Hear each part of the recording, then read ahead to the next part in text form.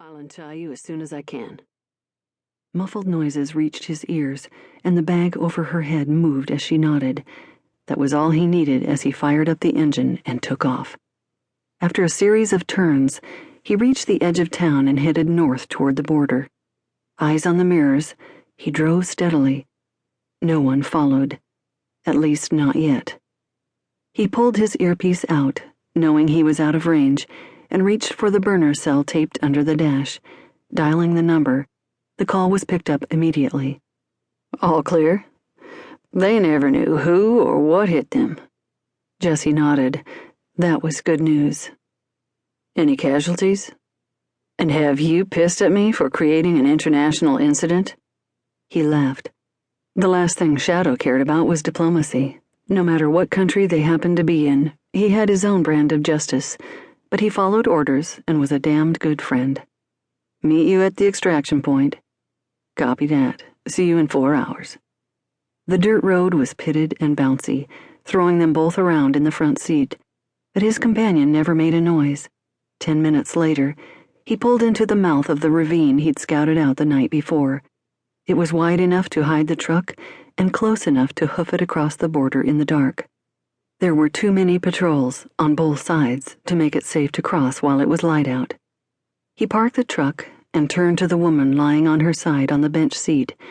He helped her to a sitting position and then ripped off the burlap hood draped over her head. Jessie grinned into her shocked face. Jesus, Lily, who'd you piss off this time? Liliana Richardson glared into the face of her rescuer, a man she hadn't seen since she was 17 years old and practically left at the altar. Okay, that was dramatic, but senior prom was almost as important in a girl's life, especially in Texas.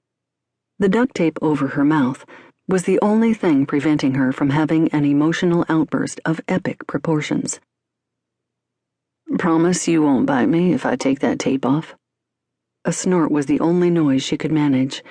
Jesse's killer smile appeared as he reached up and ripped the tape off so fast that she gasped. Holy mother frick! Did you leave any skin? He had the nerve to glance at the tape. Well, let's just say you won't have to have your upper lip waxed for a while. And my, such language. I don't have my lip waxed, thank you very much. I didn't cuss, and can you please untie me? I lost feeling in my arm several hours ago. Yes, ma'am. The blood rushed back into her hands, causing that painful pins and needles sensation as she rubbed her battered wrists. Her ankles were in much the same condition, and being thrown over Jesse's broad shoulders hadn't been kind on her ribs. But none of that mattered as she threw herself at Jesse and tried to squeeze the stuffing right out of him. Whatever feelings she might or might not have for him, he'd saved her life today. Thank God you found me. How did you find me? And please tell me that you shot at least 3 of them, in very painful places. She pulled back a fraction, nose wrinkled. And what is that stench? The laugh rumbled up and vibrated from his body into her as he hugged her back as strong as she'd gripped him. Good to see that not even being held hostage could depress you. Lily pulled back and grinned. Hey, I'm absolutely thrilled to not be dead. Or raped and dead.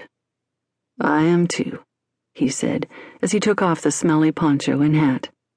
Lily took that moment to look around, more to bring some balance and distance from Jesse, who was even better looking than the last time she'd seen him, especially with his white t-shirt, sweat plastered to every muscle he had. They were in some kind of small canyon, and even in the shade, the heat was sweltering. Is there a platoon of Marines coming to get us? He shook his head. You got kidnapped on Mexican soil, sugar. That means you get 2 retired Marines that like some occasional adventure and hazard pay. When did you get out? She really looked at him. His normally wavy blonde hair was a little longer than regulation, and the stubble on his face showed he hadn't shaved in several days. I've been out a couple of years now. Decided working for myself was better than being shipped all over Hell's Half Acre for Uncle Sam.